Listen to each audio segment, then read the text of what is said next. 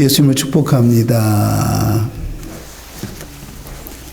제가 극동방송을 듣다가 그 프로그램을 진행하던 PD가 강화도 기독교 박물관에 다녀온 이야기를 하는 거예요. 기독교 박물관 갔더니 해설사가 이렇게 이야기를 해요.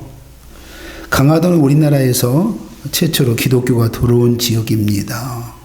강화도는 한국 기독교의 역사가 그대로 지금도 보존되어져 있는 지역입니다.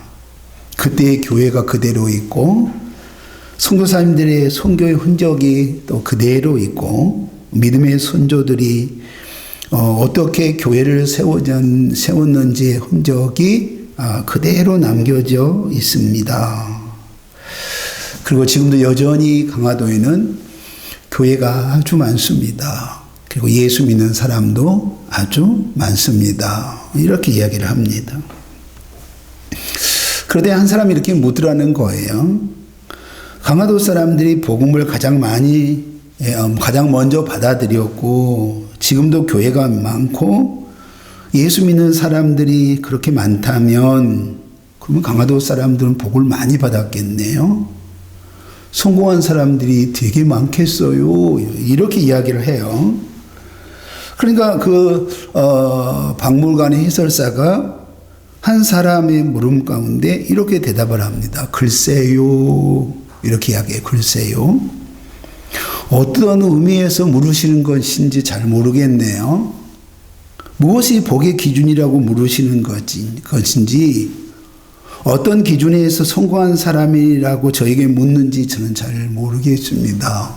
이렇게 이야기를 해요. 해설사가 다시 이렇게 묻습니다. 그러나 강화도는요, 여전히 기독교의 역사가 있고 선교사님들이 흔적이 그대로 있고 여전히 교회가 어떻게 세워졌는지에 대한 흔적이 있고 교회마다 예수를 믿는 사람들이 많이 있습니다. 또 이렇게 이야기를 하는 거예요. 그렇다면 여러분이 원하는 복을 받고 성공한 사람들이 도대체 어떤 사람일까? 이렇게 이제 마무리를 딱 이제 하는 거예요. 예수 잘 믿었으니 그러면 당연히 성공했을까? 우리가 원하는 기준 가운데. 그런데 가장 확실한 대답은 지금도 여전히 강화도의 사람들은 예수 믿는 사람들이 많다는 거예요. 그리고 동네마다 교회가 있다는 거예요. 세상은 세상의 기준을 가지고 복을 이야기하고 성공을 말합니다. 우리는 이렇게 배웠거든요. 예수 믿으면 복 받습니다. 그리고 예수 잘 믿으면 모든 것이 잘 되고 형통한 인생을 살아요 라고 말합니다. 그런데 이 사람이 오랫동안 예수를 믿었다면 이 사람은 하나님이 주신 우리가 말하고 있는 이 복의 기준인 물질을 하나님이 많이 주셨을 것이다 라고 생각을 해요. 그리고 아주 모든 것이 잘 되고 형통한 은혜 가운데 세워졌을 것이다 라고 생각해요. 당연하게 말이에요. 그래서 소위 말하고 있는 사람들이 말하고 있는 성공한 인생이 되었을 것이다 라고 생각을 한단 말이에요. 예수 믿고 돈 많이 벌고 높은 지위를 가졌다면 우리가 가진 기준은 이 사람은 진짜 성공한 인생이에요. 하나님이 복 주신 인생이에요 라고 우리는 말하지 않습니까? 그러나 진정으로 성공한 인생은 그러면 우리가 어떤 인생인지에 대한 부분들을 우리가 한번 이 성경을 통하여 함께 볼 수 있기를 원합니다. 예수 믿는 저와 여러분은요, 세상의 기준을 가지고 우리가 옳고 그름을 말하지 않나요? 세상의 기준을 가지고 여러분 세상에 가지고 있는 그러한 표대를 가지고 복을 받았다, 성공의 인생이다 말하지 않는다는 거예요. 하나님의 사람은 오직 하나님의 기준으로만 여러분 평가가 되어지는 줄 믿기를 소망합니다. 아담과 하와는 하나님의 허락하신 에덴 동산에서 행복한 인생을 살았습니다. 에덴 동산에서 늘 하나님과 동행했습니다. 그리고 하나님이 말씀이 늘 그들 가운데 기준이 되어져 있었습니다. 그리고 늘 하나님의 뜻을 쫓아 살았단 말이에요. 그런데 우리가 성경을 여러분 보신 것처럼 그에게 죄가 들어옵니다.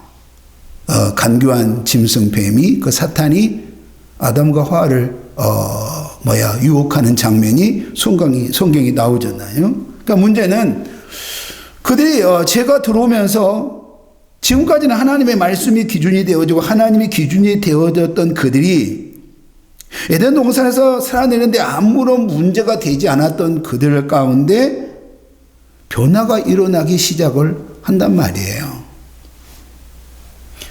지금까지 하나님의 기준이었다고 한다면 하나님이 말씀하신 그 말씀 가운데 순종의 삶 가운데 그들이 살았다면 여러분 그 죄가 그들 가운데 들어옴으로 말미암아 지금 하나님의 기준이 자신의 기준으로 바뀌는 것을 우리는 성경을 통하여 확인하게 돼요.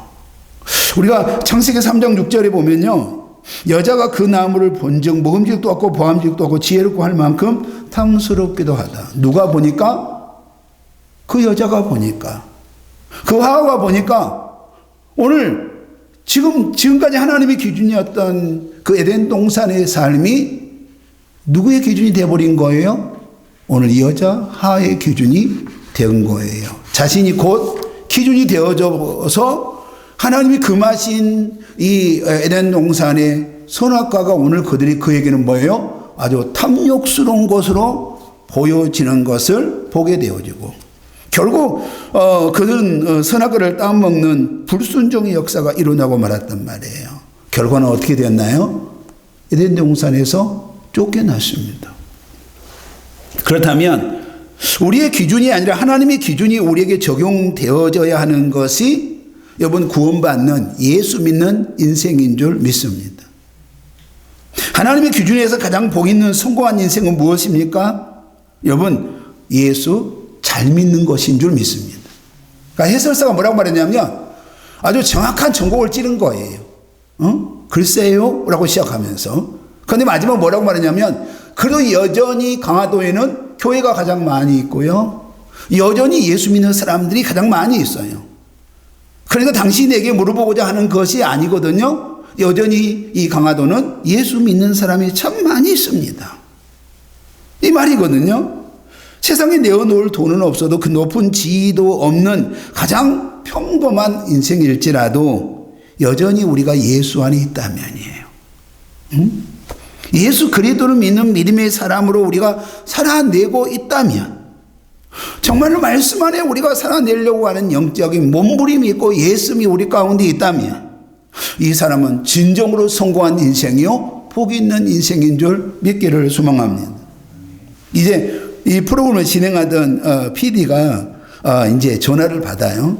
전화를 받는데 여러 전화들 가운데 한 사람이 전화가 옵니다. 근데 그가 뭐라고 하냐면 저희 남편은요 백령도에 있는 선교사님이 세우신 교회에 140년대 교회 출신이거든요. 저희 집은요 5대째예요. 저희 시댁은 5대째예요. 이렇게 이야기해요.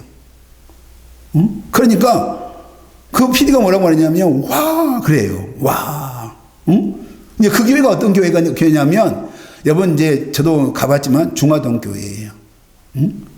선교사님에 의해서 세워진 교회. 우리나라의 두 번째 세워진 교회인데 첫 번째 세워진 교회가 소래교회고 그 다음에 중화동 교회예요. 그러니까 소래교회에서 세운 게 중화동 교회거든요. 근데 소래교회가 이제 북한에 있으니까 실제 우리나라에 지금 현존하고 있는 여전히 예배드리고 있고 여전히 성도들이 모여서 여러분 하나님께 찬양하는 교회. 바로 그 중화동 교회거든요. 그래서 강화도에 여러분 가면 반드시 믿는 사람이나 믿지 않는 사람이나 강화도 관광하면 중화동 교회를 반드시 가는 그 교회. 예? 뭐라고요? 백령도에 강화도가 아니라. 자, 우리가 봅시다. PD가 이렇게 고백을 해요. 이것이 이 시대에 우리의 자랑이 되어야 하고 예수를 믿는 우리 모두의 가장 큰 기쁨이 되어야 됩니다. 그러니까 뭐가 자랑이 돼야 돼요?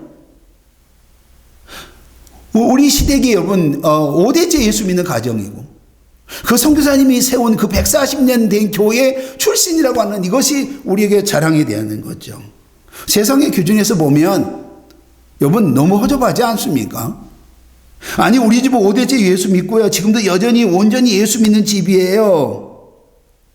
우리 세상의 기준에서 우리가 보면 여러분 우리가 자부심을 말할 수 없거든. 자랑을 말할 수가 없는 거예요. 아무런 자랑거리가 되지 않는 거예요. 그런데 이것이 하나님의 기준에서 본다고 한다면 최고의 여러분 자랑거리라고 하는 거예요.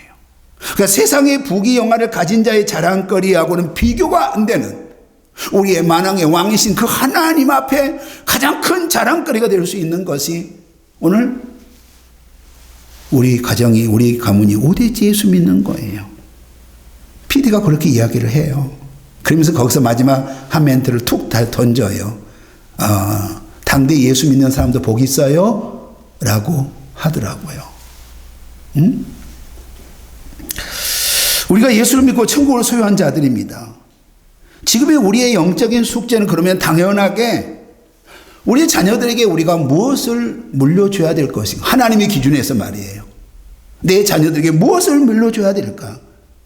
좀 더 많은 재산도 아니요, 믿음의 유산을 물려줘야 하는 거룩한 근심이 있어야 되는 줄 믿기를 소망합니다. 거룩한 고민이 있어야 되는 줄 믿기를 소망합니다. 가정의 달을 통하여 우리 가정에 예수를 믿는 가정이어서 감사하고 우리 자녀들이 믿음의 유산을 물려받아 진실한 믿음으로 세워지는 것, 저는 이것이 최고의 가치가 되어지고 우리 가정의 최고의 자랑거리가 되어야 되는 줄 믿기를 소망합니다. 진짜 우리 가정이 믿음 안에 살려고 하는 영적인 예수님이 있고 우리 가정이 믿음의 가정으로 세워지는 것, 이것이 오늘 우리에게 뭐라고 말씀하시냐면 성공한 인생이다, 이렇게 말씀을 하고 있는 거예요. 그러면 우리 한번 이제 성경에 나온 두 가정을 한번 여러분하고 함께 나눠보기를 원해요. 장식에 등장한 이삭의 가정이에요. 이삭의 아버지는 아브라함입니다. 하나님이 아브라함에게 누구를 주시냐면 아들 이삭을 주셔요. 그리고 이삭이 장성하여 하나님은 리브가라고 하는 여인을 아내로 맞이합니다. 이제 그 아내의 지금 이 가운데 태기가 있는 거예요. 그리고 가면 갈수록 이 안에 태중에 다툼이 너무 크게 일어난 거예요. 그래서 이 다툼이 끝날 줄을 모르는 거예요. 그래서 이 문제를 가지고 리브가가 하나님께 물어요. 하나님, 도대체 이게 뭐예요? 왜 이 태중에서 이렇게 난리 법석을 펴는지라고 묻습니다. 그때 창세기 25장 23절에 여호와께서 그에게 이르시되 두 군민이 내 태중에 있구나, 두 민족이 내 복중에서부터 나누리라. 그러니까 그러고 난 다음에 이 족속이 저 족속보다 강하겠고 큰 자가 어린 자를 섬기리라, 이렇게 말씀하셔요. 깜짝 놀란 거죠. 내 안에 지금 뭐가 있다는 거예요? 쌍둥이가 있다는 거예요. 근데 그 쌍둥이가 누구라는 거예요? 아들이라는 거예요. 근데 그 두 아들을 통하여 두 민족이 일어날 거라고 말씀을 하고 있는 거예요. 그런데 오늘 작은 자가 오늘 큰 자를 섬긴다는 거예요. 이렇게 말씀을 하세요. 그러면 하나님의 말씀을 통하여 온 이삭의 장자는 오늘 먼저 태어난 자가 아니라 나중에 태어난 자라고 하는 걸 알아요, 몰라요? 분명하게 알았단 말이에요. 그러니까 리브가가 때가 되어 출산했는데 에서가 나오더니 에서의 발꿈치를 잡고 나온 이가 누구예요? 야곱이에요. 자, 이삭과 리브가가 분명한 사실 가운데 하나가 뭐냐, 어떤 부분인가 하면 에서가 장자가 아니라는 거예요. 누가 장자예요? 야곱이 장자라는 사실을 분명하게 알았단 말이에요. 그런데 이제 에서가 출산하고 난 다음에 여러분 장정권을 가지고 태중에서부터 치열하게 시작되어진 이 암투가 여러분 더 치열하게 시작되어진 것을 보게 됩니다. 끊임없이 야곱은 장자권을 쟁취하기 위해서 형을 속이는 그런 일들이 나오지요. 결국은 그 어머니와 공모를 해가지고요, 아버지도 속이고 형도 속이는 그런 부분을 보게 돼요. 그리고 결국 장자권을 탈취하는 것을 보게 됩니다. 리브가는 남편 이삭을 속이고요, 야곱은 아버지와 에서를 속이는데 함께 여러분 공범이 되는 그런 부분들을 보게 됩니다. 장자의 복을 누리기 이함이죠. 오직 하나, 장자꾸만 내가 뺏을 수 있다면 이 부분이거든요. 성경 뭐라고 말하냐면 하나님은 에서를 버렸고 야곱을 택하였다고 분명하게 말씀하고 있거든요. 작은 자가 오늘 뭐라고요? 큰 자가 될 거라고 분명하게 말씀하세요. 작은 자가 분명하게 장자가 될 거라고 분명하게 말씀하세요. 누가 말씀하신 거예요? 그들이 깨닫는 거 아니거든요. 딱 보니까 야곱이 더 똑똑하고 잘난 것 같으니까요. 아니거든요. 여러분, 누가 그렇게 말씀하셨어요? 하나님이 그렇게 말씀하셨다라고 하는 거예요. 그런데 여러분, 이 문제를 가지고 인위적으로 야곱에게 장자권을 취하는 그런 모습을 우리가 보게 돼요. 속이는 최악의 상황 가운데 결국은 이제 장자권을 차지하긴 했으나 여러분, 야곱은 형 에서의 보복을 두려워해서 이제 집을 떠나는 인생이 됩니다. 그 에서는 속았다고 하는 걸 알지요. 동생을 죽이겠다고 하는 이 분노의 칼을 갈게 되는 그러한 부분들을 보게 되고요. 말 그대로 가정이 그냥 완전히 흩어져 버리는 그 안타까운, 성경에서 가장 안타까운 가정사를 우리는 이 이삭의 가정을 통하여 확인을 해 보게 됩니다. 우리는 묻습니다. 그렇다면 성경에서 말하고 있는 장자권이 무엇이냐라고 하는 거죠. 성경에서 말하고 있는 장자권은 첫째예요. 첫째에게 주어진 상속, 그리고 첫째가 받을 영광, 첫째가 받을 권위를 우리는 장자권이라고 말합니다. 그러니까 첫째가 누릴 모든 것을 우리는 장자권 이렇게 말하는데, 그러니까 단순한 서열 정리가 아니라 아버지의 모든 상속권을 받을 권리가 있는 것이 바로 누구예요? 장자라고 하는 거예요. 그러면 리브가는 우리 집의 장자는 야곱이라는 사실을 하나님으로부터 들었어요, 안 들었어요? 들었잖아요. 못 들었어요? 들었잖아요. 물어봤잖아요. 근데 하나님이 말씀하셨잖아요. 오늘 큰 자가 작은 자를 섬기고 작은 자가 여러분 분명하게 그 집의 장자권이 된다고 분명하게 말씀을 해 주셨단 말이에요. 누가? 하나님이 직접 말씀해 주셨단 말이에요. 그런데 이 상황 가운데 리브가는 여러분 묻지 않아요. 묻지 않습니다. 하나님 앞에. 그리고 묻지 않는 걸로 끝나는 것이 아니라 정말 하나님의 때 하나님의 방법을 간구하지도 않아요. 기다리지도 않아요. 그리고 인위적인 방법을 가지고 여러분 장자권을 쟁취하는데 모든 수단을 동원하는 부분을 보게 되어져요. 그러면 혹시 우리의 모습이 아닌가 한번 이 말씀을 통해서 볼 필요가 있거든요. 성공한 인생은 물질을 많이 가진 자이고 이 세상에서 부귀영화를 누리는 자가 성공한 인생이라는 자신의 진리 앞에요. 하나님의 진리가 아니라 이 세상의 진리, 자신의 진리 앞에 우리가 무너지고 있지는 혹시 않는지. 그러니까 세상의 기준, 자신의 진리 가운데 수단과 방법을 동원하여 장자권을 차지하기 위하여 속이고 비열한 방법을 동원하여 세상의 복을 차지하기 위하여 행동하고 혹시 있지 않는지를 우리에게 말씀하고 있는 거예요. 그러면 야곱이 그렇게 원했던 장자권에 대한 부분은 뭐죠? 물질이거든요. 그리고 영적인 거거든요. 그런데 야곱이 그가 받았던 걸 누렸어요? 도망가는 신세가 되었거든요. 그러면 그가 마지막 인생이 뭐라고 말해요? 내 인생을 참으로 험하겠다고 말해요. 응? 하나님의 기준이 아니라 자기가 가지고 있는 그 기준을 가지고 살았던 야곱의 인생의 마지막 뭐라고 말하냐면 내 인생이 참으로 험하겠다고 말해요. 그가 애굽에 내려갈 때 뭘 가지고 내려갔습니까?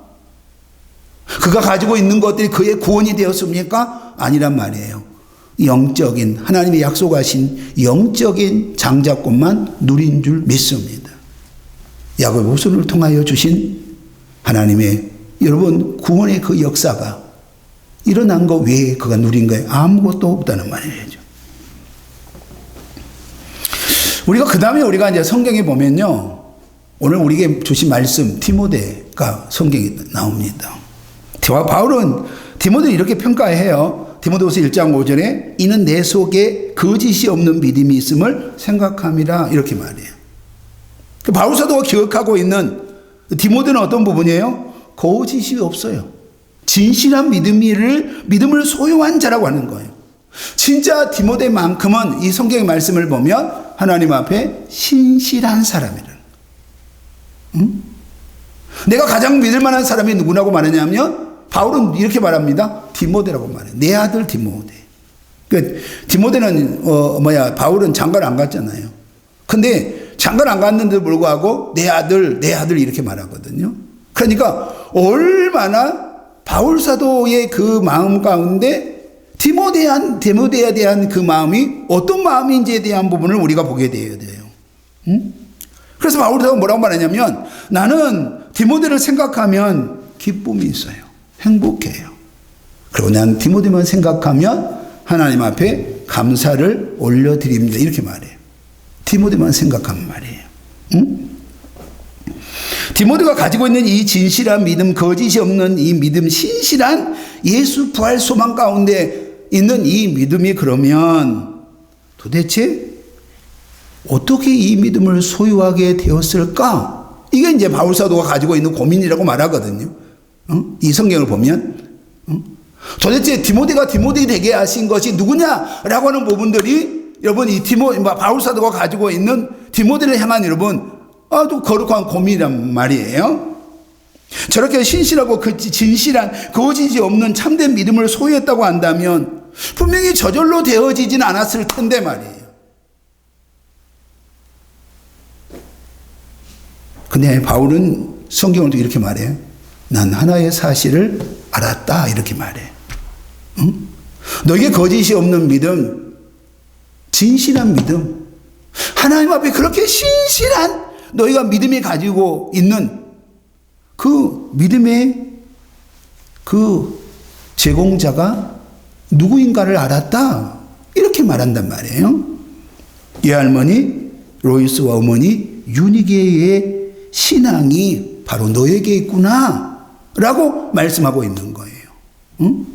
자, 그렇다고 한다면 디모데의 신앙은 에조모 로이스와 그리고 어머니 유니게의 신앙 교육 때문이라고 지금 말하고 있거든요. 그러면 볼까요? 애할머니, 어머니 신앙 교육이 디모데를 신실한 주의 일꾼의 믿음의 사람으로 세워졌다고 한다면 그러면 뭘 가르쳤다는 이야기예요? 여러분 생각해 봐야 돼요. 오늘 애할머니 로이스하고 어머니 유니게가 디모데에게 뭘 가르쳤다는 이야기예요? 세상을 가르쳤어요? 세상의 복을 가르쳤어요? 세상의 성공을 가르쳤습니까? 아니요. 그 애할머니 로이스와 어머니 유니게는요 올바른 신앙을 가르쳤다는 거예요. 네게 진정으로 성공한 인생이 뭔지 아니? 진정한 성공은 하나님이 원하신 복이 무엇인지 여러분 네가 알고 있니? 다른 것이 아니라 네가 정말 예수 잘 믿는 거야. 그 믿음 안에 세워진 것이 진정한 성공이고 진정한 복 있는 인생이야 라고 가르쳤다는 거예요. 그럼 오늘 우리는 단순하게 그러면 예할머니 로이스와 어머니 유니게가 그러면 그렇게 여러분 입술로만 그렇게 가르쳤을까요? 우리는 이렇게 물어볼 수밖에 없잖아요. 근데 성경은 오늘 그렇게 말하지 않거든요. 뭐라고 말하냐면 오늘 예할머니와 어머니의 믿음으로 사는 모습이 그대로 누구에게 있다는 거예요? 디모데에게 있다는 거예요. 그러니까 분명한 사실은 오늘 우리가 이 말씀을 보면 어떤 부분이 있어요? 지금 어머니가 예할머니가 사는 그 믿음의 모습을 그대로 보고 그대로 오늘 누가 지금 배웠다는 거예요. 디모데가 배웠다는 거 아니에요. 그리고 오늘 디모데 예할머니와 디모데 엄마가 신앙의 모습을 딱 봤는데 그 모습이 누구에게 있다는 거예요 지금? 디모데에게 그대로 있다는 거예요. 응? 오늘 이 부분을 말씀하고 있는 거 아니에요? 그러면 자 분명한 이 시대의 이 상황, 영적인 상황은요, 신앙 교육이 완전히 무너진 시대 가운데 있단 말이에요. 야, 주일은 예배 자리 세워줘야 돼. 주일은 예배 자리 세워줘야 된다? 여러분, 말한다고 돼요? 훈계한다고 돼요? 때리면 바로 구속되거든요? 아동학대라고 그래가지고요. 근데 오늘 우리가 그러면 이 부분 앞에 우리가 어떻게 해야 될 것인가? 오늘 이제 이 모습을 통해서 우리가 뭘 어떻게 그러면 해야 될 것인가라고 이 고민이 우리 가운데 있단 말이에요. 말이 아니라 우리가 먼저 정말로 주일날이면 예배 자리에 있는 우리의 모습을 오늘 우리 자녀들이 볼 수 있기를 소망합니다. 우리 가족이 볼 수 있기를 소망합니다. 내게 어떤 환경이 내게 와도 주일 예배만큼은 절대로 내가 포기할 수 없는 그 믿음의 정절을 우리가 말하지 않아도 여러분 내 자녀들이 내 손자들이 우리 가족이 볼 수 있다고 한다면이에요. 늘 우리 어머니는 기도의 자리에 있습니다. 늘 우리 아버지는 하나님 앞에 정직하고 신실합니다. 모범적인 성도의 모습을 우리가 보여진다면 말이에요. 그럼 오늘 우리가 이 디모데의 이 할머니와 여러분 이 어머니 유니게의 그 신앙의 모습이 디모데에게 있다고 말하지 않습니까? 내가 말하는 말로 내가 신앙교육하는 부분이 아니라 내가 믿음의 행동 가운데 되어졌던 내 모습을 통하여 결국은 어떤 부분 가운데 있는 거예요? 우리 자녀들이, 우리 가족이 그 믿음이 학습되어져 내 신앙의 모습이 그대로 보여져 그들이 그렇게 믿음으로 옮겨지는 줄 믿기를 소망합니다. 오늘 디모데 이 모습은 분명히 이렇게 말하고 있는 거예요. 자, 디모데는 어떤 사람이 되었을까요? 바울이 평가한 대로예요. 신실한 믿음, 거짓이 없는 믿음, 하나님 앞에 온전하게 세워진 자가 누구냐면 바로 디모데라고 하는 거예요. 말이 아니라 행동으로 보여지는 것. 이것이 디모데의 신앙 교육이었습니다. 디모데가 디모데 되게 하신 것은 이 할머니와 어머니의 뭐라고요? 여러분 신앙 교육이에요. 그러면 오늘 여기서 이제 정리를 해야 될 부분이 있어요. 그러면 세상의 물질이 부정하다고 말하고 있는 거예요? 성경은 아니거든요. 오해하시면 안 돼요. 그러면 세상의 쥐가 여러분 부정하다고 말하는 거예요? 예수 믿는 우리에게 보려야 된다고 우리에게 말하고 있는 거예요? 아니에요. 그러니까 하나님은 뭐라고 말씀하시냐면 이 성경을 통하여 하나님 앞에 온전하게 세워지고 하나님 앞에 신실하게 세워지고 하나님 앞에 믿음 안에 세워진 하나님의 자녀들에게 약속한 것이 있어요. 네가 말하고 있는 소위 세상의 복도 너에게 주실 것이다 말이에요. 믿습니까? 이 세상에서 말하는 여러분 성공한 인생으로도 내가 너를 세워주실 것이다 라고 말해요. 세상에 말한 물질과 부귀 영화로 내가 너에게 풍성하게 열어주실 것이다 말이에요. 근데 우리가 시편 여러분 이 37편 25절 26절에 보면요 이 말씀이 기록이 되어 있거든요. 이제 2부 예배는 우리가 한번 찾아서 한번 읽어보려고 그러는데 내가 어려서부터 늦기까지 의인이 보림을 당하거나 그 자손이 걸시감을 보지 못하였도다 이렇게 말해. 그리고 그 다음에 뭐라고 나오냐면 26절에 종일토록 은혜를 베풀고 꾸어주니 그 자손이 복을 받았도다 이렇게 말해. 그러니까 의인이 버림을 당한 걸 본 적이 있다 없다? 없다는 거예요. 걸씨가는 것을 본 적이 없다는 거예요. 그는 늘 꾸어주고 그리고 그는 늘 뭐예요? 베풀고 나눔이 있어요. 그러면 우리가 오늘 뭐예요? 베풀고 나누려고 한다면 있어야 되는 거 아니에요? 그러니까 내가 지금 어려서부터 내가 이 나이 먹을수록 내가 봤더니 내가 확인한 거란 말, 확인한 거. 여기에 대한 부분들 가운데는요, 이 부분들이 있거든요. 비록 내가 예수 믿고 걸시감을 하더라도요, 그것이 부끄러워하지 않는다고 하는 의미도 있지만, 오늘 우리가 이 말씀을 여러분 놓치면 안 돼요. 하나님은 반드시 하나님의 사람들을요, 이 세상 가운데 내버려 두지 않는단 말이에요. 이 세상 가운데 하나님께서는요, 심노당하는 자로 세워지지 않는다는 거예요. 하나님이 복의 복을 도하여 주시는 줄 믿기를 소망합니다. 정말로 여러분, 믿음의 가문이 3대, 4대, 5대 예수 믿는 이 가정이에요. 여러분, 절대 망하는 가정으로 하나님이 끌고 가지 않는다는 거예요. 믿습니까? 믿음 안에 신실하게 세워진 나라와 민족이 망하는 거 봤습니까? 망하는 나라가 없지 않습니까? 왜요? 이것이 하나님의 약속인 줄 믿기를 소망합니다. 세상의 물질도 하나님이 주신 거예요. 그리고 주신 물질을 통하여 우리는 하나님의 선한 사업에 쓰여져야 한다고 말하고 있는 거예요. 우리에게 주어진 부귀영화를 통하여 우리는 어떻게 하나님의 영광 가운데 세워질 것인가를 여러분 우리가 입술로도 가르치지만 뭘로도 가르쳐야 돼요? 행동으로도 가르쳐야 되는 거죠. 저는 주일날이면 우리 권사님 이 손자 손녀들이 목사님에게 조그만 걸 가져와요. 근데 저는 참 중요하다고 생각해. 너무 중요하다고 생각해. 내가 섬길 수를 알고 있는 것을 나눌 줄 알고 목회자를 섬겨야 된다고 하는 것도 가르치고 내 것을 내어놓을 수 있다고 하는 것도 가르치는 거예요. 근데 지난주에 2개 있는데 1개를 누가 먹어버렸어요. 잘 놔뒀는데. 자, 예수를 믿고 천국을 소유한 자들이 무엇이 하나님이 주시고자 하시는 복이고 무엇이 성공한 인생인지를 분명하게 우리가 보여주고 가르쳐주고 있지 않느냐라고 하는 거예요. 신앙은 뭐예요?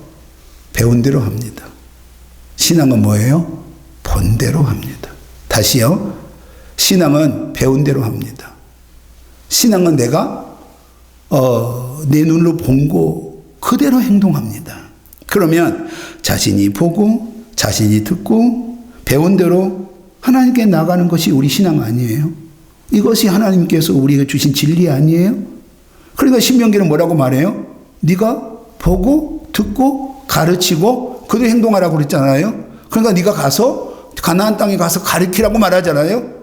네가 본 걸 말하라고 말하지 않습니까? 그거 지키라고 말하지 않습니까? 그러니까 우리가 자신이 보고 듣고 배운 대로 하나님께 나가는 거예요. 믿음 안에 나가는 거예요. 이것이 뭐예요?